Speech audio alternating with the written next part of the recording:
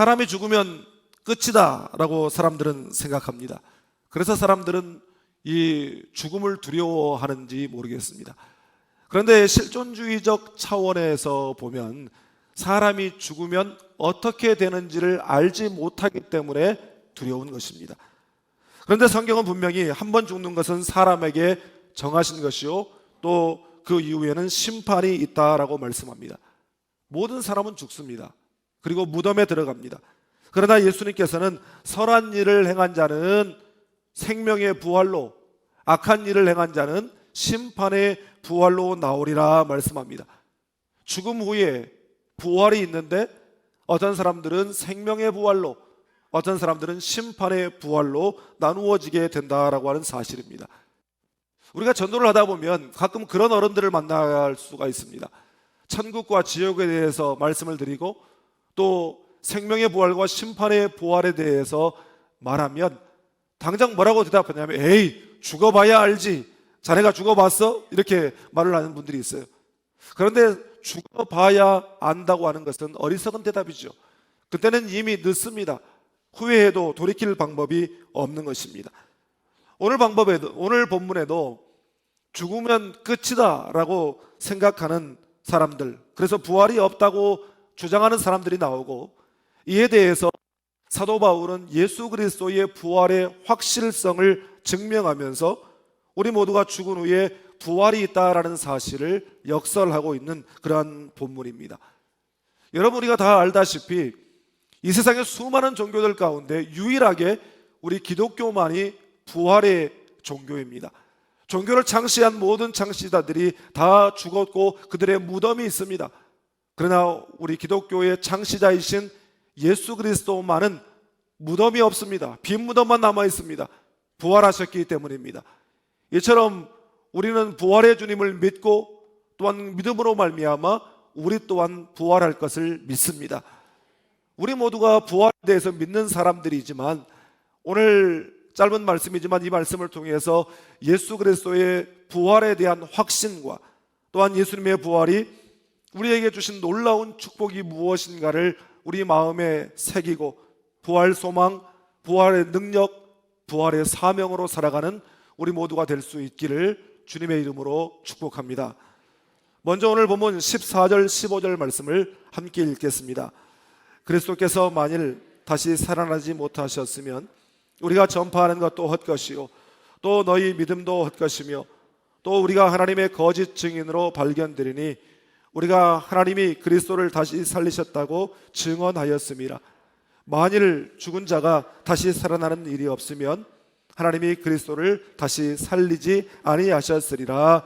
아멘. 오늘 본문은 죽은 자의 부활이 없다라고 주장하는 사람들로 말미암은 부활 논쟁으로 시작하고 있습니다. 부활장이다 불리는 오늘 본문 고린도전서 15장은 사도 바울이 고린도 교회에 보낸 편지 가운데 들어있는 내용입니다. 그런데 이 고린도라고 하는 도시는 그 당시에 헬레니즘 문화와 철학이 꽃피우던 헬라 이 문화의 가장 대표적인 도시가 바로 이 고린도라고 하는 도시였습니다. 그런데 이 헬라인들의 사상에는 부활이라고 하는 개념이 없어요. 이 헬라인들은 사람은 육체와 정신으로 나뉘어져 있다라고 하는 이분법적, 이원론적 사고를 가지고 있기 때문에 죽으면 끝이지 그 이후에 뭐가 없다라고 그들은 생각합니다. 게다가 하나님을 믿는 유대인들 중에도 그 당시에는 부활이라고 하는 개념 자체를 믿지 않는 사람들이 있었어요. 대표적으로 사두개인들이 있죠. 당시에 유대 사회를 이끌어가는 지도자 그룹에는 두 개의 그룹이 있었는데 바리새파와 사두개파가 있었습니다. 이 두 파 간에 여러 차이점들이 있겠지만 간단하게 쉽게 이야기하면 바리새파는 율법 중심, 회당 중심, 그리고 율법 외에도 전통과 전승과 장로들의 유전을 굉장히 중요하게 생각하는 사람들로서 많은 사람들에게, 일반 백성들이 감히 따라할 수 없는 율법 준수로 말미암아 백성들에게 존경을 한몸에 받는 그런 지도자 그룹이 바로 바리새파였습니다. 그런가 하면 사두개파는 누구인가? 이 사람들은 귀족 출신들의 정치 권력자들이었어요. 귀족 출신들이고 부유하고 정치적 힘이 있는 그러한 사람들이었는데, 이 사람들은 이제 그러다 보니까 그런 특징으로 말미암아 바리새파 사람들은 철저하게 헬라 사상이나 철학을 배격하고 그 문화에 동화되지 않고 율법에서 정하고 말씀하는 바를 지키려고 몸부림을 치는 그런 사람들이었던 반면에, 사두개파들은 자신들에게 유익이 되기만 하고 자신들의 정치 권력을 계속해서 유지할 수 있는 힘이 되어주기만 한다고 하면 헬라의 철학, 헬라의 사상, 헬라의 문화는 얼마든지 받아들일 수 있다라고 하는 개방적인 그런 사고를 가지고 있었어요. 그러다 보니까 이 헬라 사상과 사두개파 사람들의 그런 생각들이 서로 통하는 부분이 있고 일맥상통하는 부분들이 있어서, 사두개파도 앞장서서 부활이라고 하는 것은 없다, 이것은 우리 민족들만의 편협한 주장이 아니라 세계적인 철학과 사상과 문화의 추세가 아니냐, 그렇게 주장하던 사람들이었습니다. 여러분, 그런데 이 부활 논쟁은 그때뿐만 아니라 2000년이 지난 지금까지, 아니 2000년의 교회 역사 속에서 계속해서 이 부활 논쟁은 있어 왔습니다. 수많은 그 부활을 믿지 않는 사람들의 공격이 있죠. 첫째, 사기설. 예수님의 제자들이 예수님이 살아나지도 않았는데 거짓말을 만들어내가지고 사기쳤다. 둘째, 기절설. 예수님이 사실은 기절한 것이었는데 로마 군인들이 죽은 줄 알고 시체를 내주었고 무덤에 가서 한참 후에 정신 차리고 깨어났다. 또 환상설. 제자들이 예수님이 너무 보고 싶으니까 환상이 나타난 것이다. 또 가연설. 예수님이 정말 육체를 입고 나타난 것이 아니라 그의 영이 잠깐 다녀가신 것이다. 뭐 그 외에도 신화설, 음모설 하다 안 되니까 예수님이 쌍둥이였다라고 하는 쌍둥이설까지 그렇게 주장을 하고 있어요. 여러분, 그러나 우리 주님은 성경대로 죽으시고 성경대로 사흘 만에 다시 살아나신 줄 믿습니다.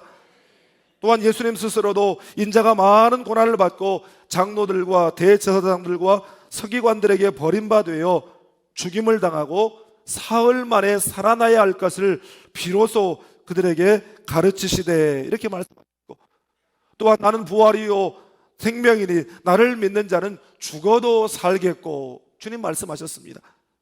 여러분, 만약에 예수님께서 부활하시지 않았다고 한다면 우리의 기독교 자체가 송두리째 거짓말이 되는 것이고, 예수님은 거짓말쟁이가 되고 그 거짓말을 믿는 우리는 세상에서 가장 어리석은 자 믿음이 되는 것입니다. 그래서 미국의 유명한 설교가 찰스 스윈돌 목사님은 만약에라고 하는 예수님이 부활하지 않았다라고 하는 가정이야말로 이 세상 최악의 가정이다, 이렇게 말씀하셨어요. 주님은 요한복음 14장 6절에서 내가 곧 길이요 진리요 생명이니 나로 말미암지 않고는 아버지께로 올 자가 없느니라.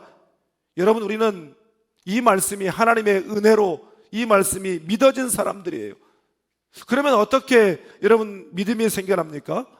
믿음은 하나님의 선물인 줄 믿습니다.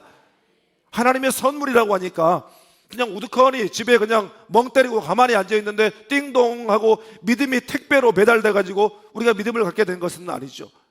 우리가 하나님의 선물이지만 하나님 체험으로 말미암아 우리가 믿음을 갖게 되었습니다.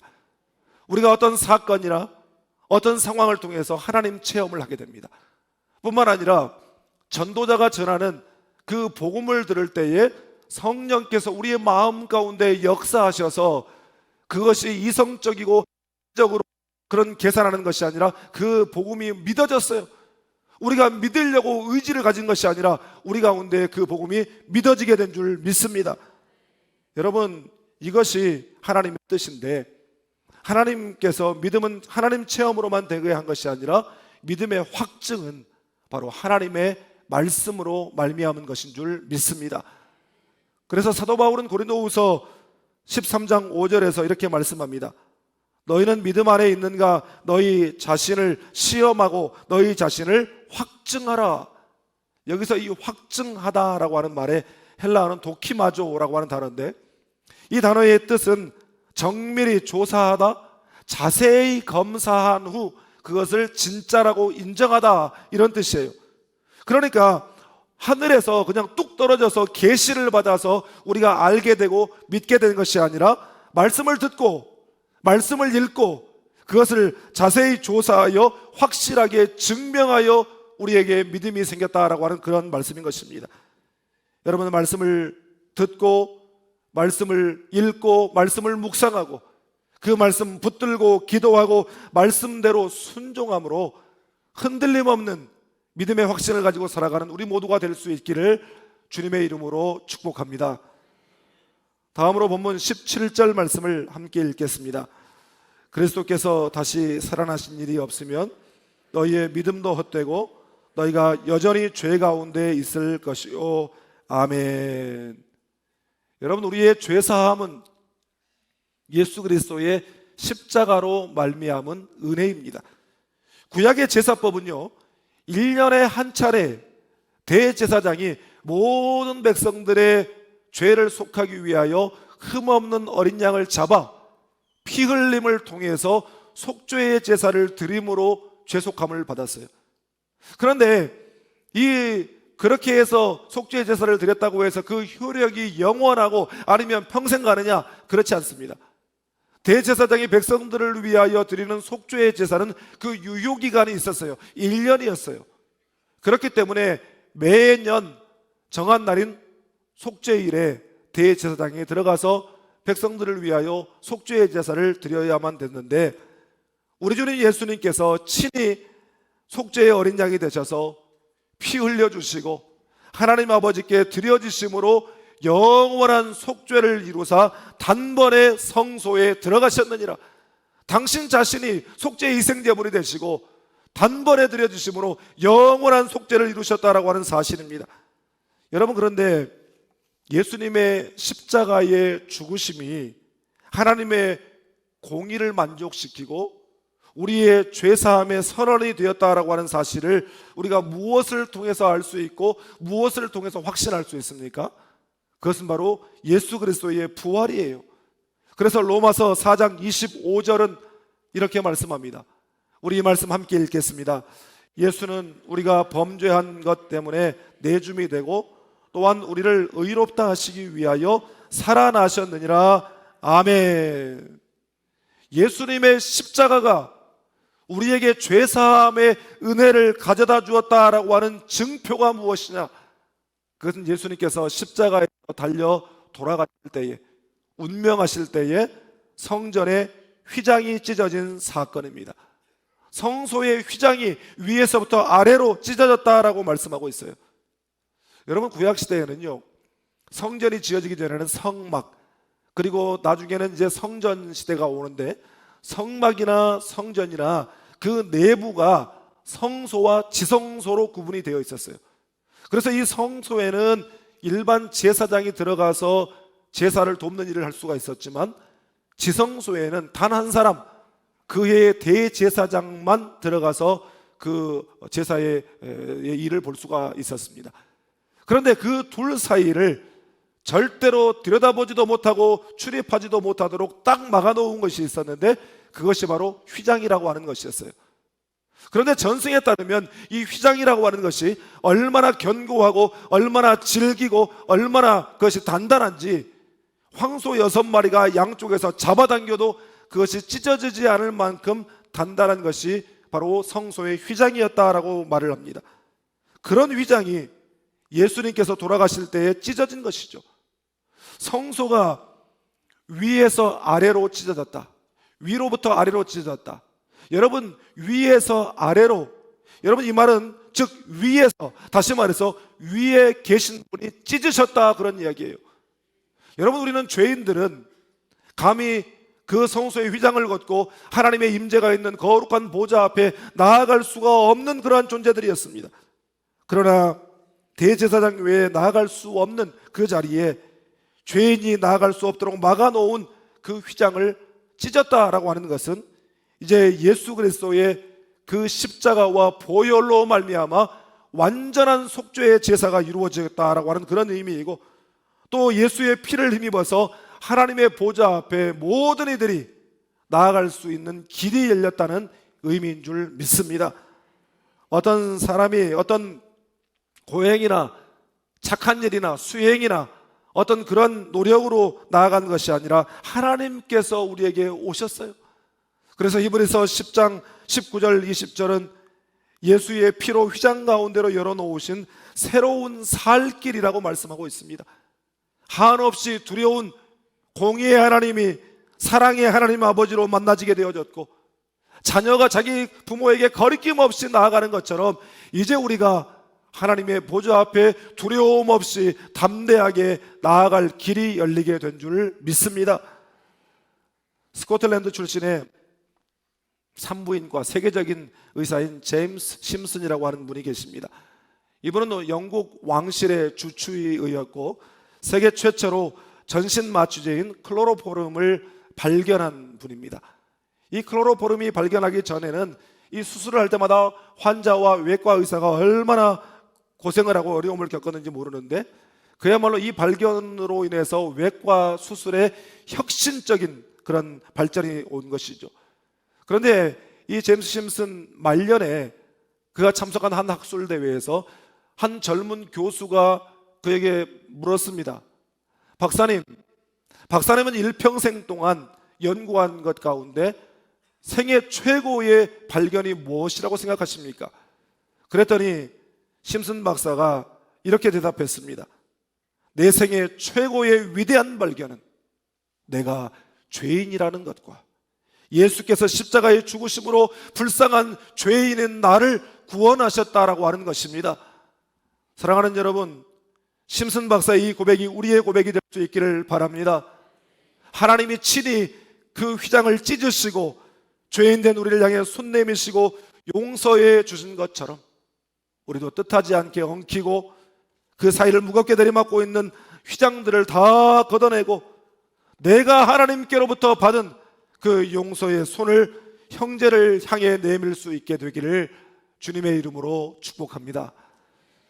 마지막으로 본문 19절 20절 말씀을 함께 읽겠습니다. 만일 그리스도 안에서 우리가 바라는 것이 다만 이 세상의 삶뿐이면 모든 사람 가운데 우리가 더욱 불쌍한 자이리라. 그러나 이제 그리스도께서 죽은 자 가운데서 다시 살아나사 잠자는 자들의 첫 열매가 되셨도다. 아멘. 여러분, 예수 그리스도의 부활과 이 부활신앙이라고 하는 것이 예수님께서 죽으셨다가 장사되시고 사망 권세를 이기시고 살아나셨다라고 하는 것을 믿는 것으로 그치지 않아요. 여러분, 이제 사탄의 권세를 이기신 예수님의 승리가 나의 승리가 되고 예수님의 권세가 나의 권세가 되고 예수의 부활이 나의 부활이 되는 줄 믿습니다. 여러분, 오늘 보면 19절 말씀처럼 우리의 삶이 이 세상뿐이라고 한다면 사실 이 세상에서 제일 불쌍한 사람들이 우리입니다. 예수 믿는 것 때문에 하고 싶은 거 마음대로 못하고, 예수 믿는 것 때문에 하고 싶은 말도 제대로 못하고, 예수 믿는 것 때문에 이 화창한 봄날에 남들은 지금 정원 개막했다고 다 거기 가 있는데 우리는 이 좋은 시간에 여기 앉아가지고 이렇게 답답한 장소에 앉아서 예배드리고 있고, 가고 싶은 곳 마음대로 못 가고, 예수 믿는다는 것 때문에 양보하고 손해보고 희생하고 내가 죽어진 일이 얼마입니까? 그런데 이것이 끝이다, 여기까지 끝이다, 그 이후에는 없다, 그러면 억울하죠. 여러분, 그러나 20절에 그러나라고 하는 이 말은 하나님의 위대한 반전의 역사를 소개하는 그런 어나운스먼트입니다. 그러나 이제 그리스도께서 죽은 자 가운데서 다시 살아나서 잠자는 자들의 첫 열매가 되셨도다. 여러분, 이 말씀이 얼마나 가슴 벅찬 말씀인지 몰라요. 잠자는 자들의 첫 열매가 되셨도다. 여러분, 이 첫 열매라고 하는 말에 깊은 영적인 의미가 있어요. 첫 열매라고 하는 말은 동일화의 원리이고 동일한 열매를 맺는다, 그런 뜻입니다. 이런 뜻이에요. 어떤 나무가 있어요. 그런데 저는 뭐 나무에 대해서 잘 모르니까 이 나무가 사과나무 같기도 하고 배나무 같기도 하고 꽃이 피었는데도 이게 사과꽃 같기도 하고 배꽃 같기도 하고 잘 모르겠어요. 그런데 얼마 후에 열매가 딱 열렸는데 보니까 사과예요. 그러면 그 나무에서 그 이후로 열리는 모든 열매는 무슨 열매다? 사과죠. 당연하죠. 의심할 나위가 없는 것이에요. 그 나무에서 사과가 처음 열렸는데 그 뒤를 이어서 배가 열리고 감이 열렸다. 그러면 이제 주님 오실 날이 가까운 거죠. 그건 비정상적인 일입니다. 여러분, 영적으로도 마찬가지입니다. 우리가 예수 그리스도께서 부활하심으로 잠자는 자들의 첫 열매가 되셨도다. 우리가 예수 안에 붙어 있기만 하면 예수의 열매를 맺게 된다는 말씀인 줄 믿습니다. 예수 생명 우리 안에 있고 예수 부활 우리 안에 있게 되는 줄 믿습니다. 여러분, 이것이 예수의 부활이 우리에게 주시는 생명이고 소망입니다. 예수 소망, 예수 부활, 예수 생명 붙들고 살아가기를 주님의 이름으로 축복합니다. 한국 호스피스 사역의 아버지라 불리는 샘물 호스피스 선교회의 원주희 목사님의 말씀을 들은 적이 있는데요, 그 용인에 있는 샘물 호스피스 병원에서는 교회의 수련회 팀을 적극적으로 그렇게 받는데요, 특히 청소년부나 청년부가 수련회를 왔으면 좋겠다, 그렇게 이야기를 합니다. 왜 그런가 했더니 청소년들이나 이 청년들이 와서 말기암 환자들이 믿음으로 투병하는 것을 보고 이분들이 담대하게 임종을 맞이하는 그 모습을 보게 되면 자신들의 인생을 새롭게 본다는 것이에요. 그들이 이것은 수천 번의 설교를 듣는 것보다 강력한 메시지를 준다는 것입니다. 임종하는 분들이 부활 소망을 가지고 하나님의 부르심을 받는 그 위대한 장면이야말로 가장 위대하고 강력한 설교라는 것입니다. 여러분, 부활 소망으로 여러분의 인생이 달라지기를 축복합니다.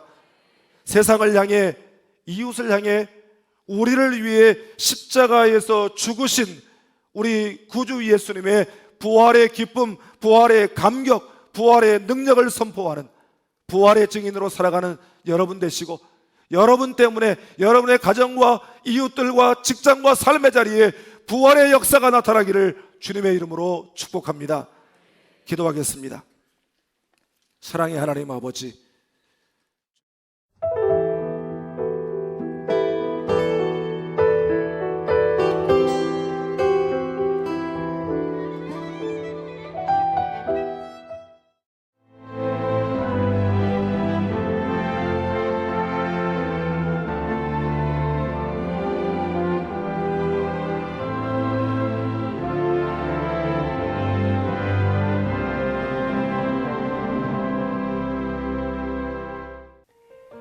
CBS를 사랑해주시는 전남지역 청취자 여러분, 안녕하십니까?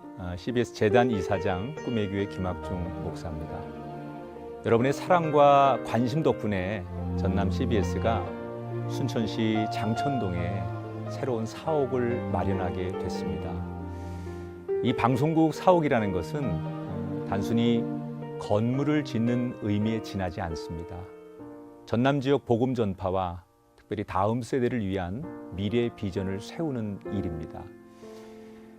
코로나19로 모든 활동이 중단되고 또 관계가 단절되는 상황이지만 우리 CBS 방송만큼은 우리의 발길이 닿지 않는 곳까지 구석구석 하나님의 말씀을 전하는 위대한 힘을 지니고 있습니다.